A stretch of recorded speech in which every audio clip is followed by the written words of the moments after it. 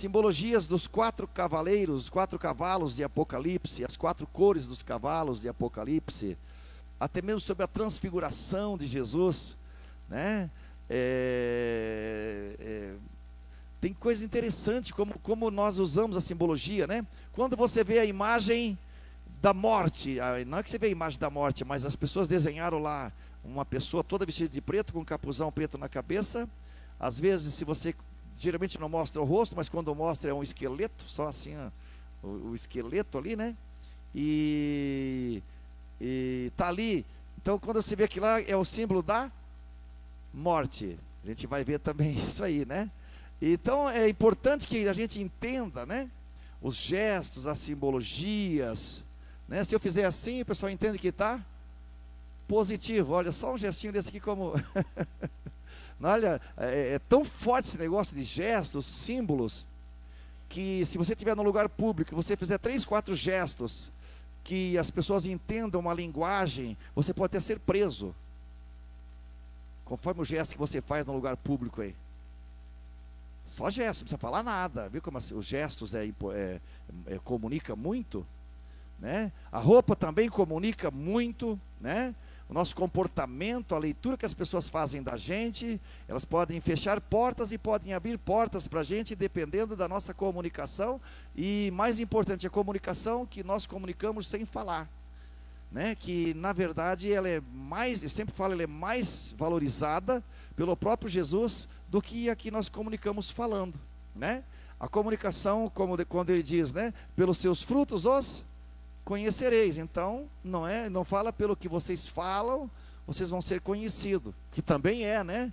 Mas é mais importante os frutos, né? A comunicação não verbal, a comunicação pelo que nosso comportamento, nosso jeito de ser, de agir, de falar, de se vestir, de se comportar, os gestos que nós fazemos, a nossa educação de respeitar cada ambiente, né? É muito importante, é muito importante. Então hoje a gente vai falar sobre cores, né? O que me chama a atenção é uma simbologia que Jesus mesmo usa na carta de Apocalipse, que ele manda para as 7 igrejas, né? Também a transfiguração, onde o Senhor Jesus, ele na transfiguração, né? Ele aparece também de branco, é muito bonito. Então isso aí é um fundo, a imagem tem um fundo bem azul, bem bonito, mas vê que é uma bandeira branca, que é símbolo de paz, de pedir paz. Tivesse uma bandeira vermelha ali, ninguém fala nada, ninguém não precisa escrever nada, tá vendo? Não tem nada escrito ali, ó. Tivesse uma bandeira vermelha, guerra, né? E assim por diante. Então a comunicação nas cores, ela é muito importante. Nós precisamos, como cristãos, mais do que nunca, nós temos hoje uma grande responsabilidade, um grande compromisso na presença de Deus e da igreja, de comunicar, de cuidarmos com a comunicação, né? Comunicar é uma arte, e é uma arte de se fazer e entender. Nem sempre nós conseguimos comunicar através de palavras, né? A grande maioria das vezes as pessoas só olham para nós e fazem uma leitura pelo nosso comportamento, pelas nossas roupas, pelo nosso jeito de ser, né? E a partir daí elas vão nos qualificar, né? Vão dar uma nota para nós, né? E se nós não tomarmos cuidado, nós podemos ser nivelados por baixo por termos uma comunicação errada, né? A gente costuma dizer, né, que quando a gente fala coisa errada, a gente apanha, a gente paga um preço, né? A língua é um chicote também, né? Tem um ditado que fala, a língua é o chicote das costas, né? A língua é um chicote das costas da gente, né? Então, se a gente falar demais, a gente pode apanhar e apanhar bastante, né? Acontece isso com frequência, na prática, né? Literal ou de outras formas, né? Então, também, irmãos, nós temos que tomar cuidado quando nós comunicamos. Se a língua é um chicote da nossa costa, também nosso comportamento, às vezes pode estar, nosso jeito de se vestir, de falar, as cores que nós usamos, né, ela pode também trazer represália, pode também trazer um custo, né, pode fechar portas, né. Talvez você, se você parar um pouquinho para imaginar, você chegar alguém conforme o jeito que a pessoa chega para você pode se assustar com a forma de comunicação. A pessoa chega na tua frente, ela não, uma vez eu passei uma escola aqui mostrando vários tipos de vestuários, comportamentos, situações, né, esquisitas, ridículas, que assustam, né. Então é muito perigoso, nós temos que tomar cuidado. E a igreja, então a igreja, Jesus, ele traz uma simbologia também das cores para a igreja, inclusive para o céu. O céu é bem definido. Quando você imagina o vestuário no céu, né? Não é que você imagina, todos os textos bíblicos, presbítero Renato, professor Renato, os textos bíblicos que direcionam sobre o assunto dos santos anjos, de Jesus, do céu, qual é a cor que vem em primeiro lugar? É o branco. Então, se o rei escolheu, né, assim, nós como servos do Senhor, como filhos de Deus, também temos que valorizar aquilo que o Senhor valoriza, porque tem um outro Senhor que valoriza outras cores. Eu não tenho. Glórias a Deus. Vamos ver se eu tenho aqui. E nós queremos agradar o nosso rei, né? A comunicação, como eu disse, é uma arte, a arte de se fazer e entender. Nós vamos abrir nossas Bíblias. Essa imagem é uma imagem que mostra o Monte da Transfiguração, né? O Monte da Transfiguração de Jesus.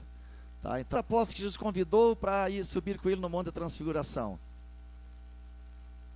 Parabéns! Muito bem! Pedro, Tiago e João. Isso é uma outra comunicação bem interessante, né? Jesus escolheu 12 apóstolos, né? 12 apóstolos, mas dos 12, né, ele sempre nos momentos mais importantes, ele separava e escolheu sempre os 3, e sempre eram os mesmos 3. Isso é uma forma interessante de liderança, né? Não é uma hora 3, outra hora outros 3, outra hora outros 3, outra hora outros, não. Sempre na ressurreição da filha de Jairo, né? Ele também pediu para todos saírem e só ficaram os 3, Pedro, Tiago e João, né? Na noite da oração, no Getsemane, também ele chamou os 3 para chegarem mais próximo. E no Monte da Transfiguração também ele chamou os 3 para estarem com ele, né? É bem interessante isso, essa forma de comunicação de Jesus, essa forma de liderança de Jesus, né? Essa forma que ele usa para nos ensinar a liderar o trabalho, a forma de crescimento, né? É uma forma muito sábia. Os cavaleiros do Apocalipse, né? Na verdade os 4 cavalos, né? Porque montado mesmo está o Senhor, está montado no cavalo, né? Se você for, não precisava nem estar na Bíblia, você olha, tem aqueles 4 cavalos ali que tem uma simbologia das 4 cores. E eu quero perguntar para você, não precisava estar escrito, né? Que o Senhor está montado com manto branco, com veste real e tal, o cavaleiro do cavalo branco. Quem está no cavalo branco é o Senhor Jesus. Se você tivesse ali os 4 cavalos, que tivesse cavalo dessas 4 cores, que eu nunca vi cavalo amarelo, né? E também nem vermelho, mas assim a Bíblia mostra justamente para nos indicar a simbologia das cores, né? A simbologia das cores, né? O cavalo branco simboliza paz, vitória, né? Assim como a bandeira, o reino do Senhor Jesus Cristo, amém? Né? O cavalo preto, na verdade parece que seria já diretamente a morte, né? Simbolizando a morte, mas não. Na verdade, nessa simbologia das cores, o cavalo amarelo que traz a morte. O cavalo preto, ele simboliza as derrotas, miséria, o caos, né, do final dos tempos, porque ele vem com a balança na mão, né, vem com o símbolo de uma balança também. Então o cavalo preto, ele simboliza o caos, a miséria, né, também simbolizando a morte, porque na Bíblia, a maioria das vezes, a cor preta simboliza a morte, a devassidão. E o vermelho, guerra, né? O vermelho, sangue, violência, né? Tragédias. Então veja como Deus falou através da simbologia das cores, né? Da simbologia das cores. E isto é importante nós entendermos, porque isso é um compromisso para a igreja, né? Para a igreja estar administrando isto, né? Nós vamos ver aqui as imagens, depois vamos para alguns textos bíblicos, né? Agora, depois dos cavaleiros ali, vamos ver quem? O Senhor Jesus, né? Vai lá em Apocalipse 3, né? Esse é o grande dragão. Aqui a simbologia é do grande dragão vermelho. Ó, grande dragão vermelho. Quem lembra na Bíblia o grande dragão vermelho? Simboliza quem? O próprio Satanás, né? Vermelho na Bíblia tem a simbologia de guerra, de sangue, de violência, de morte também, tragédias. Então Satanás lembra tudo isso, né? Então quando você lembra de Jesus, como ele aparece para João, logo no primeiro capítulo de Apocalipse, né? Ele aparece com vestes brancas resplandecentes. Quando você lembra do grande dragão, a antiga serpente, como está em Apocalipse 12, você lembra dragão vermelho, né? Dragão vermelho. Nos dias de hoje, isso está na Bíblia há 2000 anos. Por incrível que pareça, hoje, se você olhar as cores, né? Por exemplo, do regime comunista. Qual é as cores do regime comunista? O vermelho. As cores do parlamento da China. 20º Congresso Nacional do Partido Comunista na China. Todo o tapete, todas as pessoas ali, todo o arranjo deles lá, ó, tá vendo? Os símbolos, mas é tudo vermelho, a simbologia, as cores, né, do Partido Comunista. Aqui no Brasil mesmo, quando você vê partidos, né, que invocam alguma coisa do comunismo, você vai ver lá a foice, o machado, e você vai ver bandeira vermelha, que é violência, que é guerra, que enfim, né, sangue, é problema, tá? Não estou falando aqui em política, mas é uma realidade. Então vê como a simbologia sempre foi assim. A Bíblia fala há 2000 anos atrás do grande dragão vermelho, e hoje os partidos comunistas que são contra Cristo, né, sabe que a China persegue terrivelmente, condena. Para vocês terem uma ideia, na China não pode ter igrejas evangélicas de nenhum tipo. A igreja que tiver lá tem que ter um aplicativo aberto direto com o regime comunista, né? Lá eles permitem, se não me engano, a igreja católica e umas 5, 6 religiões, mas os evangélicos, é tudo proibido lá, com perseguições, com prisões. Não vou falar que existe pena de morte, que isso eu não posso confirmar publicamente. Eu não posso que existe essa pena pública, eu não tenho essa informação. Mas existe muita perseguição e muitas pessoas morrem, né? Aí sem ser, às vezes, pelo governo, só pela perseguição e pela cultura que está do comunismo, né? Lembrando que a Bíblia não é comunista, né? A Bíblia não é comunista, Jesus não é comunista. Essa história de pensar que a Bíblia é igual para todo mundo, que todo mundo tem o mesmo galardão, não. Jesus disse que cada um vai receber o galardão segundo as suas obras. E na parábola dos talentos, Jesus deixou bem claro também, né, que ele não é comunista, porque aquele que tinha 5 talentos ganhou mais 5, ficou com 10.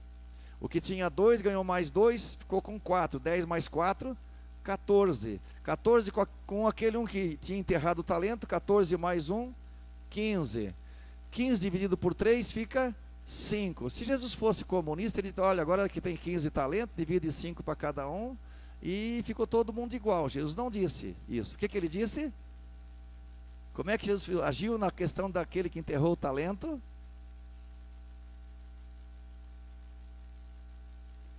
Mau servo, tirai esse talento dele e dai para aquele que tem 10, porque para aquele que tem será dado, e aquele que não tem, até o que tem será tirado. Não é que eu estou aqui hoje na igreja criando uma situação com o comunismo, né? Eu estou dizendo que é o regime bíblico, tá? E não é vermelho. O regime de Jesus as vestes do exército de Cristo são vestes brancas.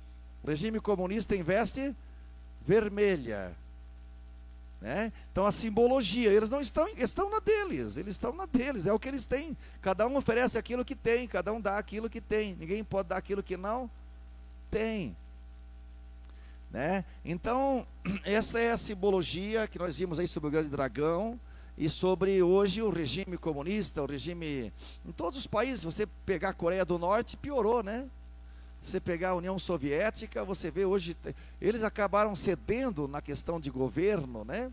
Um pouco no estilo de governar, porque eles viram que o sistema comunista não funciona, né? É uma tolice, é uma burrice. Em qualquer parte, em qualquer organização, mesmo numa sala de aula, se todo mundo estudar e você pegar as notas de todos, somar tudo e fazer uma média, no final do ano você vai ter os alunos que estudavam bastante desmotivados, porque pegaram uma média baixa, porque tiveram que ceder nota deles para aqueles que não estudavam. E você vai ver alunos que não estudavam cada vez mais atrapalhados, mais, né, burros, mais despreparados, porque já não estudavam quando tinha que aparecer as notas deles. Agora que eles vão pegar uma carona com aqueles que estudam bastante, vai dividir e fazer uma média, daí que aquele aluno que não estudava não vai estudar mesmo. Assim como no comunismo, aquele que trabalhava muito, ganhava, prosperou, vai ter que pegar e dar para aquele, que nem o cara que tinha ganhado 5 talentos lá. Se ele ganhou 5 talentos, multiplicou, foi para 10, e aí Jesus tivesse dito, agora pega e divide em 3 partes iguais para aquele que enterrou o talento, aquele que havia trabalhado muito e multiplicado os 5 talentos ia continuar trabalhando? O que tinha trabalhado muito com 2 talentos e foi para 4 ia continuar multiplicando? Não. No final ia virar uma pobreza geral, porque aquele que enterrou o talento ia ficar mais safado ainda, mais preguiçoso, porque poxa, eu não enterrei o talento, eu estou com 5 agora, uhul. Só que ele não ia trabalhar, ele só ia ficar aquele talento, talvez enterrado de novo, né? Enterrar os 5 daí logo de uma vez. Esse é o comportamento do ser humano, né? Esse é o comportamento, porque Deus conhece os nossos corações. Então o comunismo não serve na escola, não serve na família, não serve no reino de Deus, não serve na parte material, não serve para o governo, não dá certo. Por isso que a China hoje mudou muito o sistema de governo. Mas na religião não, religião eles continuam comunistas, religião eles continuam fechados, né? Continuam sendo o grande dragão, também vermelho, né? Em todos os sentidos, tá? 6 de Apocalipse até o 12. Vamos ler, vamos prestar bem atenção, veja como fala de simbologia de cores, dos animais, né? É muito fácil de ler, de interpretar, de aprender. Veja aqui, ó. E havendo o cordeiro é Jesus, e havendo o cordeiro aberto um dos selos, olhei e ouvi um dos 4 animais que dizia como em voz de trovão, vem e vê. Voz de trovão já tem uma simbologia aqui, né? Voz muito forte. E olhei, e eis um cavalo branco. Olha, já começou, né? Nós vimos ali os 4 cavalos de Apocalipse. Cavalo branco. E o que estava sentado sobre ele tinha um arco, e foi-lhe dado uma coroa, e saiu vitorioso e para vencer. Então quem que é esse que está sobre o cavalo branco? Jesus, né? Nós vimos ali na simbologia dos 4 cavaleiros. Agora o versículo 3, e havendo aberto o segundo selo, ouvi o segundo animal dizendo, vem e vê. E saiu outro cavalo, vermelho, e ao que estava assentado sobre ele foi dado que tirasse a paz da terra, e que se matassem uns aos outros, e foi-lhe dada uma grande espada. Veja, por isso vermelho, se matassem uns aos outros, será a paz da terra, né? Então a simbologia do vermelho, como eu já expliquei antes, né, tem essa simbologia. Está no quadro lá, né? Então, esse aí é outro cavalo, vermelho. Então, o branco tem um significado para nós, o vermelho tem outro significado para nós, né? Para a igreja, olha lá, né? Branco, vermelho, aí o preto, né? Vamos lá. E havendo aberto o terceiro selo, ouvi o terceiro animal dizendo: vem e vê. E olhei e eis um cavalo preto. E o que sobre ele estava assentado tinha uma balança na mão. Eu ouvi uma voz no meio dos 4 animais que dizia: uma medida de trigo por 1 dinheiro, e 3 medidas de cevada por 1 dinheiro, e não danifiqueis o azeite e o vinho. Então veja, quando fala na Bíblia em alimentos por medida, significa em tempo de escassez, de miséria, de pobreza, né? Sempre foi assim nos grandes cercos das cidades bíblicas, principalmente nas histórias de Jerusalém. Quando tinha um grande cerco, as pessoas elas começavam a vender por dinheiros muito alto, pesado, em balança pequena. Eles chegavam a vender uma cabeça de jumento, por exemplo, por uma fortuna. O cara estava morrendo. Então, você tem uma ideia, tem uma noção? Está na Bíblia isso, né? Eis foi vendido uma cabeça de jumento, foi vendido não sei o quê.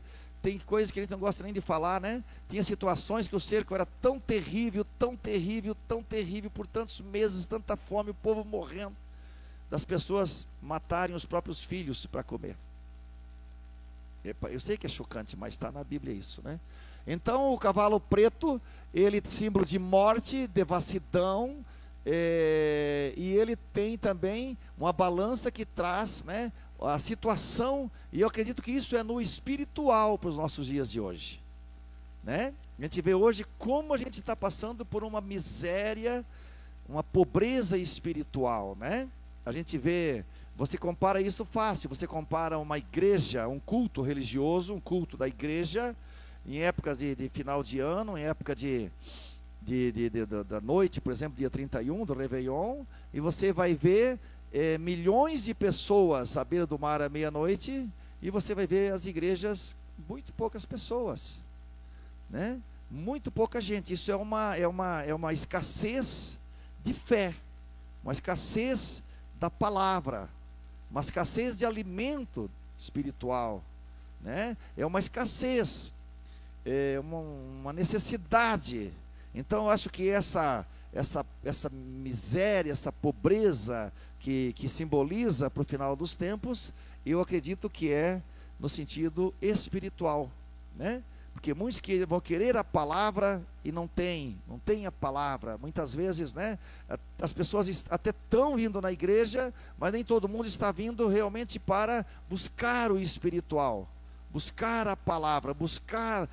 Veja que na parábola das 10 bodas, em Mateus capítulo 25, Jesus fala que aquelas 10 virgens estavam guardando à noite, né, estavam guardando ali o noivo. Eles estavam para umas bodas, eles iam entrar nas bodas, não que elas seriam as 10 esposas, elas seriam as 10 acompanhantes ali no sentido, né? Elas estavam aguardando. E o que faltou para elas? Faltou exatamente o azeite, que simboliza o lado espiritual da igreja. Então acabou o azeite de todo mundo, né? As prudentes tinham azeite, mas a lâmpada se apagou. Elas tinham azeite separado numa vasilha, tinha um pouquinho lá, e colocaram só um pouquinho. Quando as outras foram pedir, as outras que não eram prudentes, chamadas de virgens loucas, foram pedir o azeite, o que as prudentes falaram? Nós não temos para dar para vocês, porque eles só tinham também um pouquinho também. Então é uma escassez ou não é? É uma escassez espiritual. Então uma igreja nos últimos dias está passando por essa escassez, né, de espiritualidade. Quando nós vimos a questão do material, os shoppings, as riquezas, os passeios, as glutonarias, as comidas, as comilanças, né? A gente vê que está cheio, né? Impressionante, os comércios estão fechando, ficam abertos muito mais tempo. E quando estão fechando, eles têm que pedir para o cliente: olha, nós estamos encerrando nossas atividades hoje, por favor. Porque os clientes ainda estão querendo comprar mais, estão querendo comer mais, estão querendo mais, né? O consumidor. Então tem muitos consumidores, mas muito no sentido material. Existe uma riqueza, o mundo tem tanto alimento, né? Graças a Deus, né? Principalmente aqui no Brasil, mas no sentido espiritual, aí é pobreza, né? E nós temos ali o quarto animal, né? O quarto animal. Nós estamos no versículo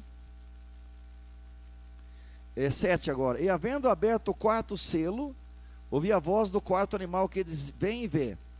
E olhei, o apóstolo João vendo essa visão, e eis um cavalo amarelo, e o que estava sentado sobre ele tinha por nome Morte, e o inferno o seguia, e foi-lhe dado poder para matar a quarta parte da terra com espada, e com fome, e com peste, e com as feras da terra. E havendo aberto o quinto selo, vi debaixo do altar as almas. Vamos deixar esse 9 aqui para o próximo agora. Então veja, esse versículo 8, ele está falando que o cavalo amarelo simboliza morte, né? Então tem uma simbologia, a cor preta ali dos cavalos, miséria, devassidão, né? Escuridão, trevas. E a cor amarela significa morte, a cor vermelha significa sangue, violência, enfim, né? Tudo que não presta. E a cor branca significa paz, vitória. Então veja como a Bíblia fala muito através das cores, né? Mas não é só lá na Bíblia, só aqui na Bíblia. Nós também falamos através das cores. A gente vai ver que a gente tem que se cuidar também, mesmo em nossos dias de hoje, né? Agora sim, o 9. E aberto o quinto selo, vi debaixo do altar as almas dos que foram mortos por amor da palavra de Deus e por amor do testemunho que deram. E clamavam com grande voz, dizendo: até quando, ó verdadeiro e santo dominador, não julgas e vingas o nosso sangue dos que habitam sobre a terra? E a cada um foi dada uma comprida veste branca, e foi-lhes dito que repousasse ainda um pouco de tempo, até que também se completasse o número dos seus conservos e seus irmãos, que haviam de ser mortos como eles foram. Então vejam, e aberto o sexto selo, olhei, e eis que houve um grande terremoto, né, de terra, e o sol tornou-se negro, como saco de cilício, e a lua tornou-se como sangue. Veja, tudo é simbologia de cores. Aqui ainda no versículo 10 e 11, a gente deve saber de cor isso aqui, né? Isso fala com o nosso tempo. Os cristãos que estavam ali clamando, né, por toda aquela violência, por tudo aquilo que estava acontecendo, e o Senhor deu a eles compridas vestes brancas, né? Por quê? Porque está claro que Jesus não tem nenhuma ligação, não tem nenhum interesse em qualquer uma outra cor que simbolize outra coisa. O branco é paz. Nós cantamos o 39 da harpa, que diz assim: alvo mais que a neve. Então quando fala mais que a neve, não é um branco qualquer, não, é um branco muito branco, né? É um branco que realmente fala com cada um de nós. Então nós vimos agora isso, os santos, né, compridas vestes brancas. E aí nós vimos o 12 aqui também, que é bem interessante, né? O sexto selo aberto por Jesus. Olhei e eis que houve um grande terremoto na terra, e o sol tornou-se negro, como saco de cilício. Então vejam, eu tenho mais uma imagem aí que mostra sobre o sol, né, uma ilustração. Não vai, o sol escuro. Alguém já dá para imaginar o sol escuro? Fica difícil, né? Mas João viu em Apocalipse que o sol estava negro. Então, na verdade, é como se não tivesse mais luz nenhuma, né? Isso foi no final dos tempos. Aqui também isso é no espiritual. Ele fala, usando aqui uma outra comparação. Ele viu o sol que estava negro e comparou com um saco de silício, né? Você tem uma imagem de um grande terremoto e o sol, claro que na visão, né? Porque na visão que João teve, certamente simbolizando aqui a terra, o caos, né, com tudo aquilo que vimos sobre o período aí dos 4 cavalos, né? Então ele olhou e viu um grande terremoto e viu também que o sol se escureceu. E ele comparou o sol, uma vez escuro, com sacos de silício. Então, sacos de silício é quando as pessoas elas se sentiam na necessidade de se humilhar, né? Então elas se vestiam de sacos. E essa comparação que João coloca ali, negro, comparando com saco de silício, possivelmente tinha saco de silício de mais do que uma tonalidade, talvez alguns marrons, né? Algumas cor mais escuro, mais marrom, mais claro. Mas ele coloca ali saco de silício no sentido de saco de silício preto, na cor preta. O sol tornou-se negro como sacos de silício. Então, quando as pessoas se humilhavam, quando as pessoas queriam realmente demonstrar tristeza, né, luto, elas se vestem de preto, né? E então é essa simbologia da cor da roupa agora, né? Da cor da roupa. Glórias a Deus. É muito importante nós entendermos a simbologia, porque por isso as nossas irmãs usam o véu branco, que o véu é um sinal de submissão da igreja para com Cristo. Amém? Quando você vê um anúncio sobre que faleceu alguém, você já viu esse lacinho rosa no anúncio? Não, eu acho que não. Então a gente usa até hoje a simbologia do preto, mostrando luto, né? Nós ainda alcançamos, nós mais velhos, tem alguma região do Brasil que ainda tem, pessoas que quando morre o esposo, a esposa fica um ano vestida de preto, demonstrando que ela está de luto, tá?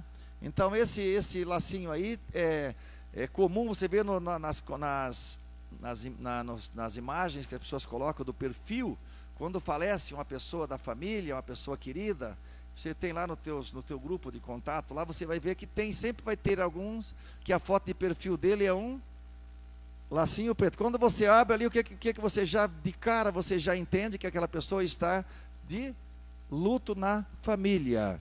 Então a cor da roupa preta, ela traz esse sinal, essa simbologia do luto, do caos, da escuridão, da miséria, enfim. Mais alguma? Qual a cor do pecado na Bíblia? A cor preta é frequentemente associada ao pecado, à morte e à escuridão. Isso está até no Google. Se você pesquisar no Google, qual a cor do pecado na Bíblia, está mostrando aquilo ali, ó. Na Bíblia, a cor preta é frequentemente associada ao pecado, à morte e à escuridão, né? Então isso tem dezenas de textos, dezenas, nós vimos principalmente em Apocalipse, né? Mas se você for ver as comparações de Jeremias com a devassidão lá de Jerusalém no tempo da rebelião, no tempo que eles foram, a cidade se rebeliou tanto, com violência, com tragédias, com morte, e o profeta Jeremias então compara, né, a escuridão e a negridão espiritual de Jerusalém com a cor preta também, né? Claro que isso não tem nada a ver com a raça, eu estou falando da cor. Negro é raça e preto é cor. Eu me lembro muito do Requião, que está por aí ainda, mas ele até não é tão moreno, né? Mas ele acho que tem um pouquinho de mistura. E uma vez eu me lembro dele falando isso, né? E é uma grande verdade, né?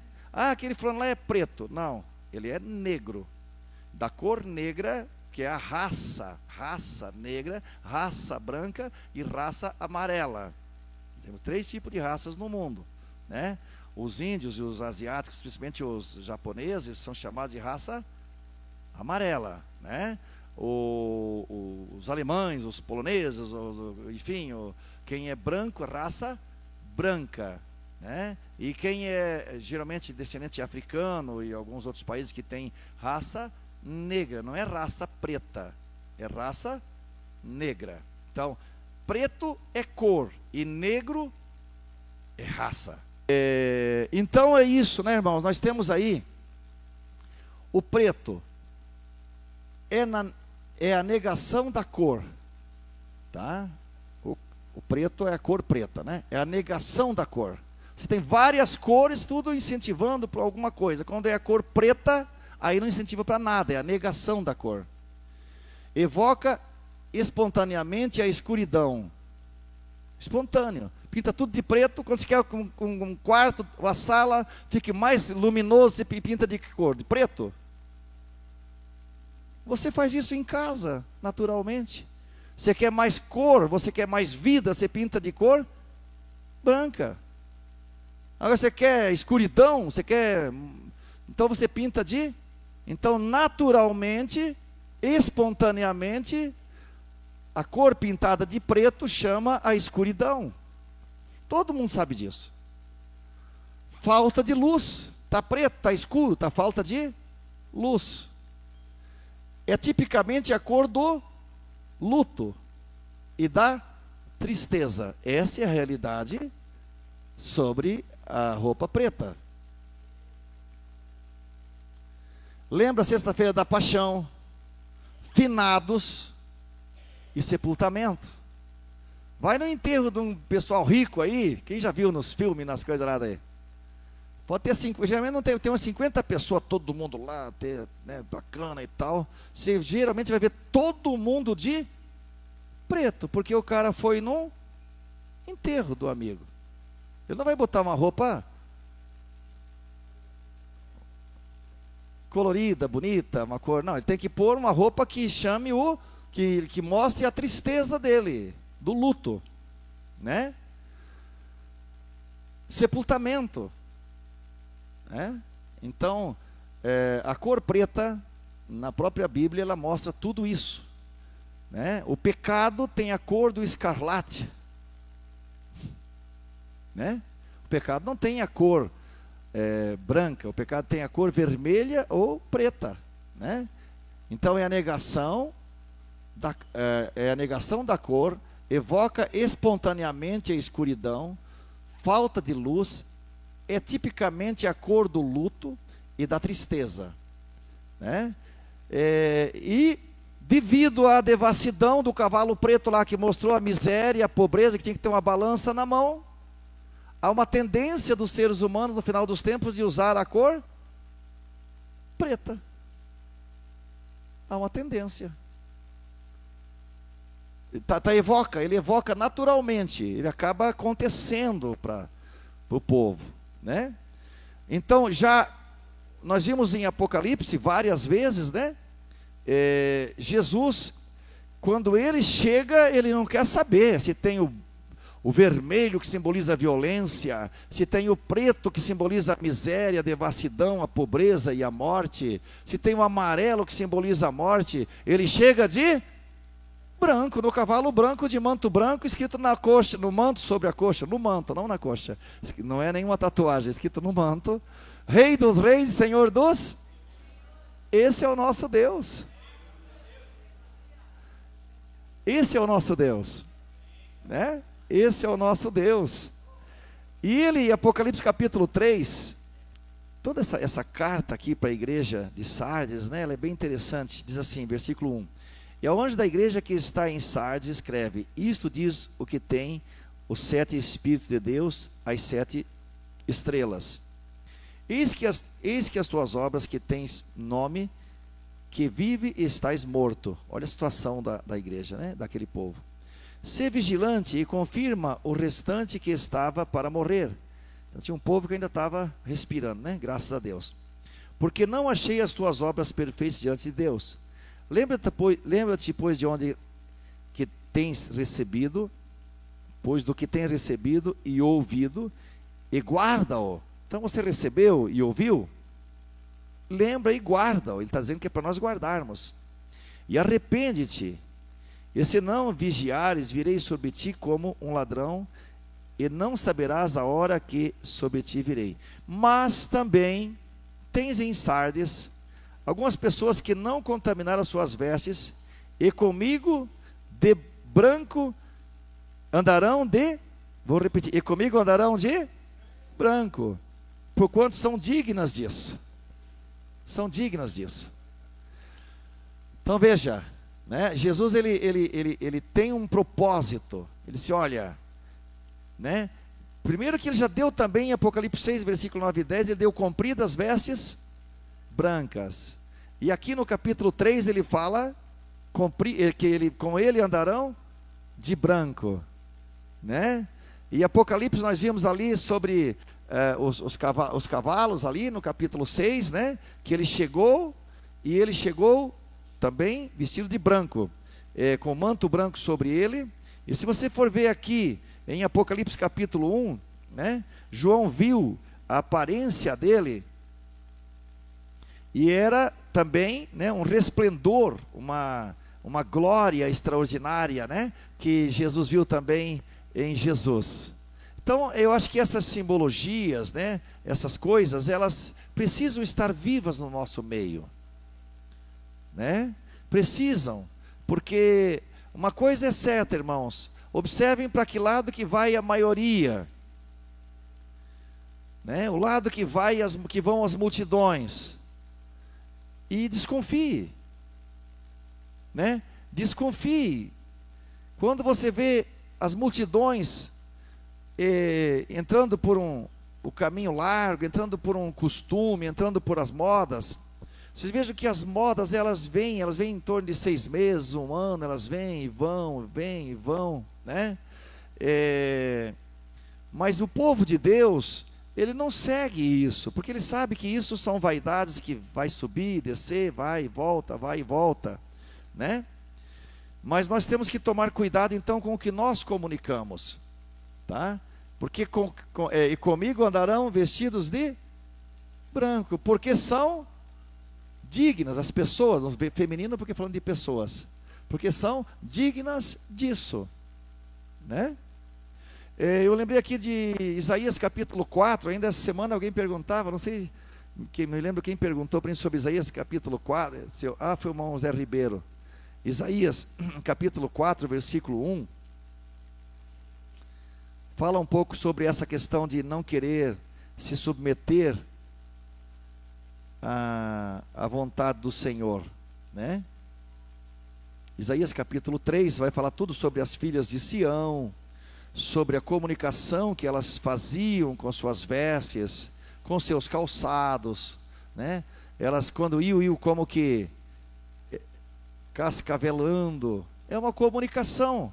Você vê uma pessoa cascavelando na rua, se rebolando com a roupa colada, com a calça leg, com a mini saia colada, ela está passando uma comunicação ou não está? Tá. Quem duvida é doido. Então é muito perigoso a simbologia, o que realmente significa as coisas, né? Então se você ler Isaías capítulo 3, você vai ver, né, sobre um acompanhamento dos costumes pagãos das cidades egípcias, dos assírios, né? Da Babilônia, de outros países da época, e as filhas de Jerusalém, elas queriam andar daquele mesmo jeito, né? Então elas passavam a comunicação de tristeza, de devassidão, de pobreza espiritual. E no capítulo 4, versículo 1, então diz assim: e 7 mulheres naquele dia lançaram a mão de um homem, dizendo, que as igrejas, 7 mulheres simbolizando aqui igrejas, pessoas, nós comeremos do nosso pão e nos vestiremos de nossas vestes. Tão somente queremos que sejamos chamadas pelo teu nome. Tira o nosso opróbrio. Veja que isso está acontecendo hoje, devido à pobreza espiritual, está acontecendo. Nós ainda temos muitas pessoas que estão com vontade de caminhar na igreja, né? Estão se esforçando, estão buscando algo de Deus, mas quando chega na hora de entender a simbologia, a dignidade, o que o rei, o que o Senhor Jesus requer de cada um de nós, daí a pessoa fala, não, beleza, então, eu vou na igreja, mas não mexe comigo. Não mexe comigo. Porque eu vou vestir das minhas próprias Até que para ir na igreja tem a roupinha da igreja. Tem muitas pessoas que têm roupinha da igreja. Tem ou não tem? Eu tenho roupinha da igreja. Mas, né? Lá fora, comigo ninguém pode. Se falar isso, eu falo aquilo. E se vier assim, eu vou de outro jeito, porque eu tenho as manhas, eu sei como é que funciona, eu sei tudo, os podres, eu sei não sei do que. Não vai levar a nada isso. Eu ainda falava com alguém essa semana também. Será que na empresa a pessoa vai agir assim?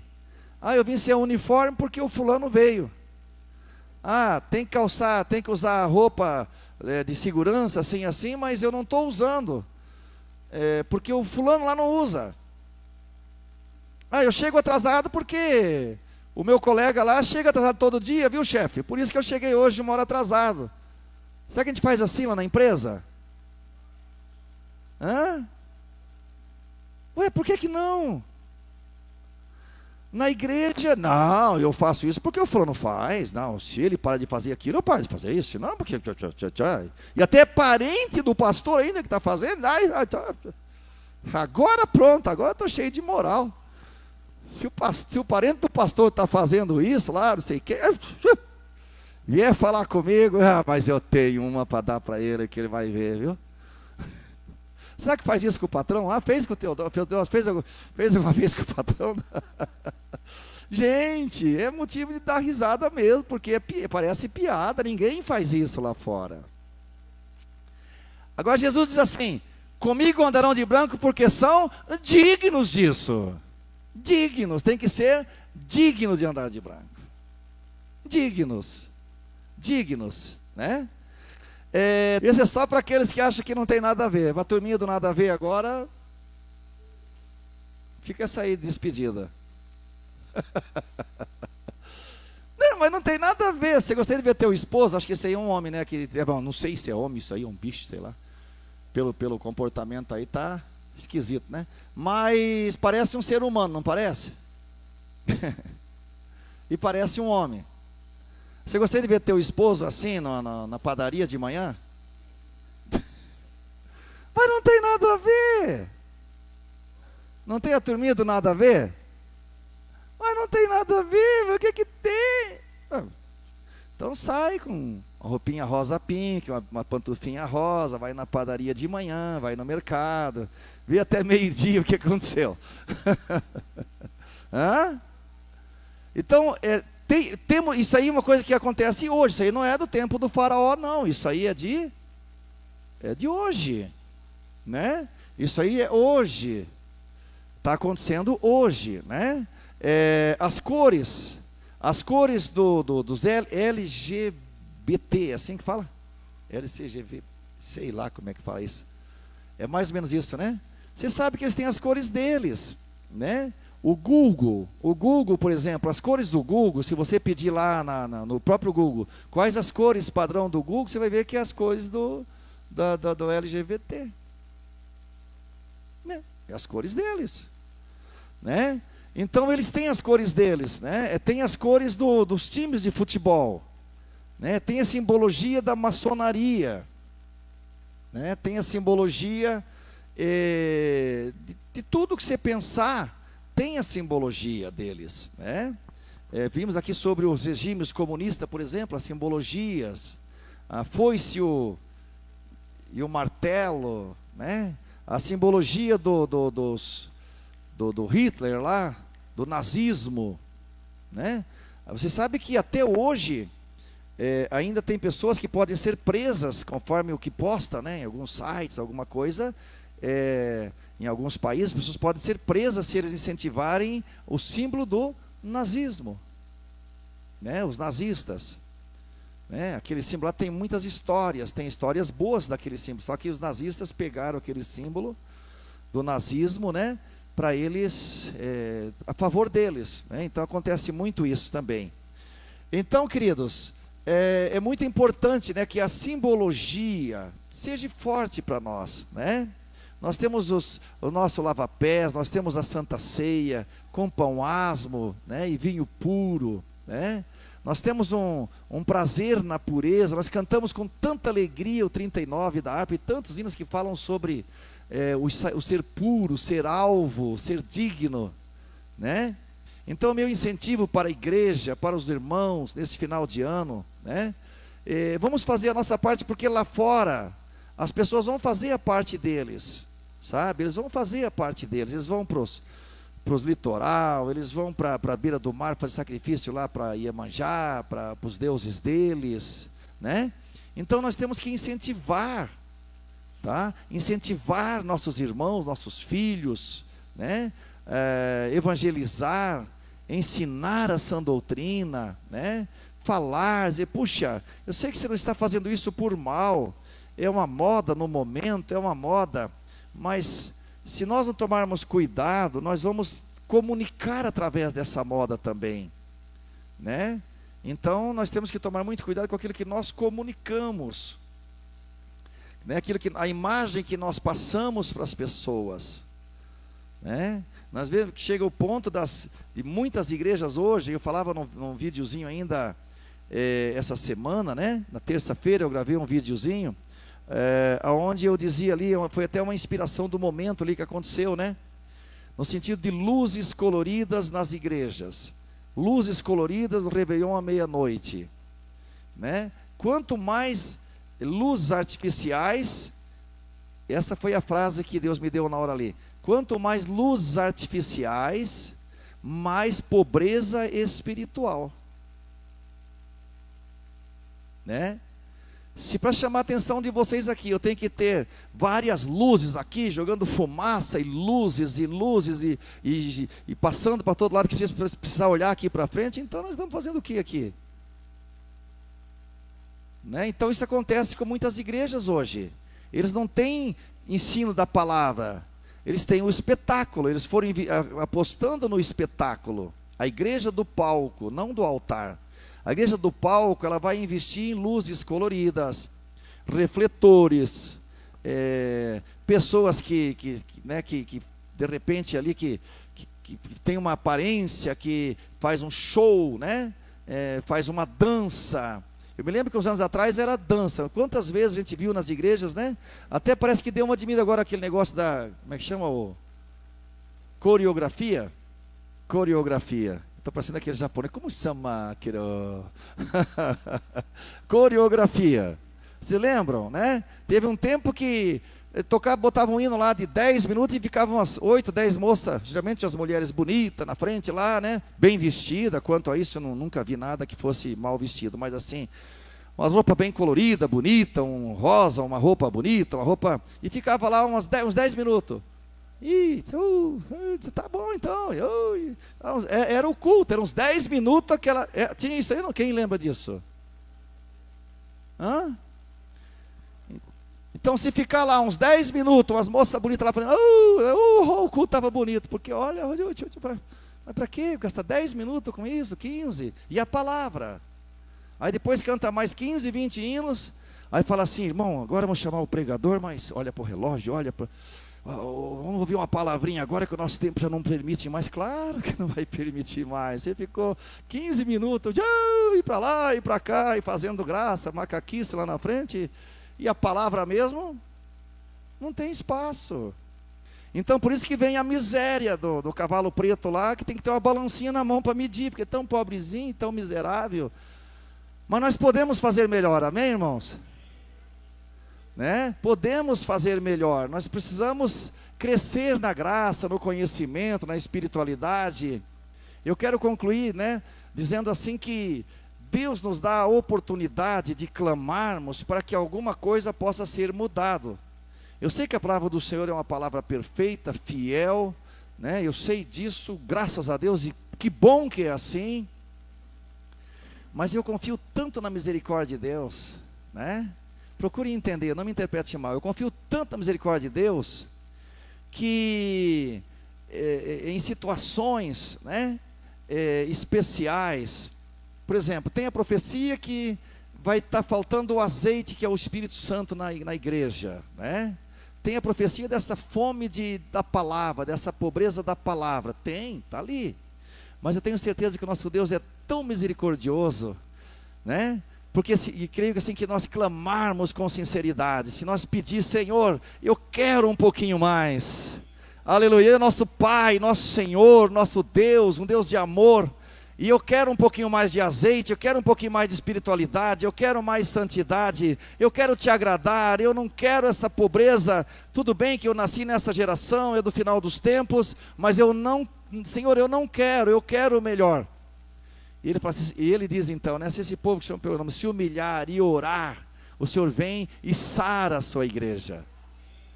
Né? Então vamos buscar nesse final de ano a cura da nossa alma. Vamos buscar agradar o Senhor no nosso vestuário, nosso gesto, nosso jeito de ser, de falar, de agir, de compartilhar. Vamos fazer o nosso melhor, e eu creio que Deus vai se compadecer, e vai dar alimento espiritual para nós, e chuvas cairão. Deus seja louvado!